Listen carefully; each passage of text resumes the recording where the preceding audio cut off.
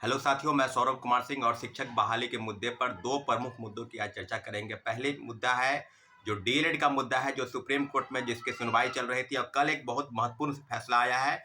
जो डीएलएड है एनआईओएस, उसके मामले में सुप्रीम कोर्ट ने स्पष्ट कहा है कि 18 माह का जो डीएलएड डिप्लोमा है वो 2 वर्ष के डिप्लोमा के बराबर नहीं है। यानी कहने का मतलब कि जो डिग्रीधारी हैं डिप्लोमा वाले, डीएलएड 18 महीने वाले, वो 2 साल के जो डीएलएड वाले हैं उनके बराबर उनकी डिग्री नहीं प्राप्त की मानी जाएगी।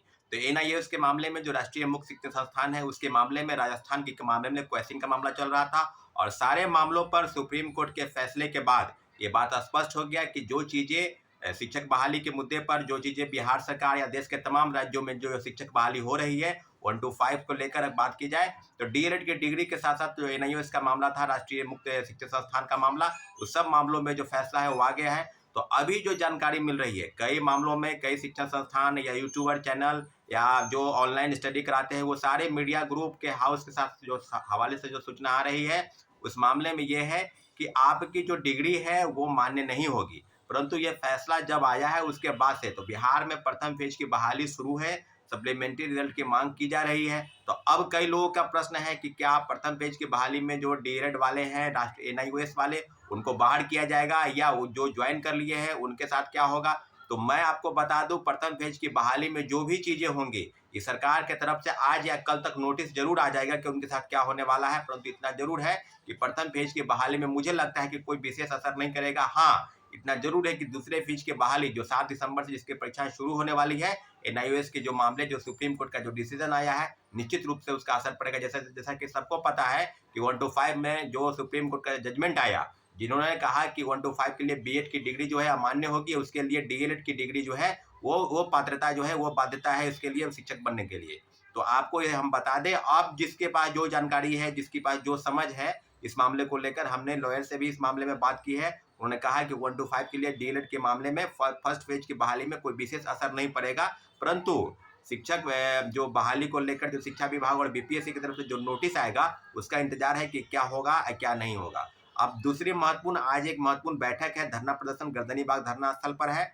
तो सभी साथियों से आग्रह है कि आप तुरंत 11 बजे से शुरू होगा तो आप वहां पर मौजूद होइए, क्योंकि आप अगर चाहते हैं कि सप्लीमेंट्री रिजल्ट आए, और कई मामलों में जैसा कि आपको पता है कि सरकार द्वारा एक नोटिस जारी किया गया है कि 80,000 लोगों ने ही ज्वाइन किया है, तो अभी भी लगभग 40,000 पद खाली हैं और सप्लीमेंट्री रिजल्ट को लेकर लगातार बातें की जा रही है। कई नियोजित शिक्षक है जो ड्रॉप आउट है, कई फर्जी प्रमाण पत्र के आधार पर जिन्होंने नियुक्ति पा लिया है वो हैं, कहीं ऐसे हैं जो कहीं रेलवेज में, बैंक सेक्टर में या कोई अन्य संस्थान में नौकरी करते हैं, उनको वहां से उन एनओसी लेने में कम से कम 1-1.5 महीना समय लगेगा, वो लोग ज्वाइन नहीं किए हैं। देखिए, सरकार के एक तरफ जो कह रहे हैं कि सप्लीमेंट्री रिजल्ट निकालेंगे, वहीं दूसरी तरफ लगातार डेट बढ़ाया जा रहा है। पहले 25 से बढ़ाकर 30 और अब 30 से बढ़ाकर 7 दिसंबर कर दिया गया।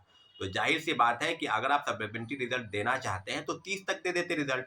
अभी भी चेयरमैन सर लगातार ट्वीट कर रहे थे कि हम सप्लीमेंट्री रिजल्ट की तैयारी चल रही है, शिक्षा विभाग से जो है वो पत्र जैसे ही आ जाएगा उसको हम सप्लीमेंट्री रिजल्ट निकाल देंगे।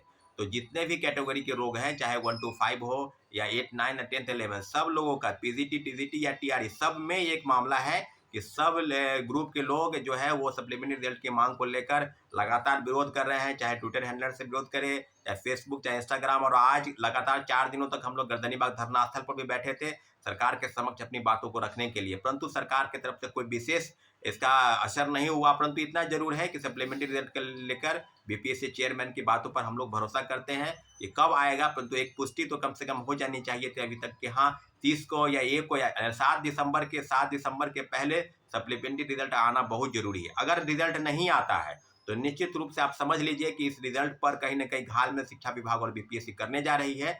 इसलिए आपसे आग्रह है कि आप भारी से भारी संख्या में गर्दनीबाग धरना स्थल पर आइए और अपनी मांगों को मजबूती के साथ सरकार के समक्ष प्रेस के माध्यम से, मीडिया के माध्यम से, इलेक्ट्रॉनिक चैनल के माध्यम से रखने का प्रयास करें। क्योंकि जो चीजें आपके हाथ में है उसको एक विरोध के माध्यम से, एक प्रदर्शन के माध्यम से तय किया जा सकता है, परंतु आपकी वहां पर सहभागिता बहुत जरूरी है। इसलिए निश्चित रूप से आपको वहां पर आना होगा। और रही बात, तीसरी प्रमुख बात कि नियोजित शिक्षक, कई ऐसे हजारों नियोजित शिक्षक हैं जो ज्वाइन नहीं किए हैं। राजकर्मी का दर्जा देने की बात लगातार सरकार की तरफ से की जा रही थी और ये भी चल रहा था कि कैबिनेट की मंजूरी मिल जाएगी, परंतु राजकर्मी का दर्जा अभी तक नहीं मिला है। जैसा कि सबको पता है कि राजकर्मी का दर्जा देने के लिए अलग से बिहार राज्य विशिष्ट शिक्षक नियमावली बनी है, तो बिहार सरकार दो तरफी जो चाल चल रही है, एक तरफ उसको राज्यकर्मी का दर्जा देने की बात कर रही हो, दूसरी तरफ सेकेंड बहाली में नियोजित शिक्षक, कई लाख नियोजित शिक्षक हैं जिन्होंने फॉर्म अप्लाई किया है। तो जाहिर सी बात है कि वो फॉर्म भी भरे हैं तो परीक्षा भी देंगे, अगर पास कर जाते हैं तो फिर नौकरी भी उनको लग जाएगी। तो निश्चित रूप से आपको बता दें कि प्रथम पेज की बहाली में लगभग 40-42 हज़ार नियोजित शिक्षक हैं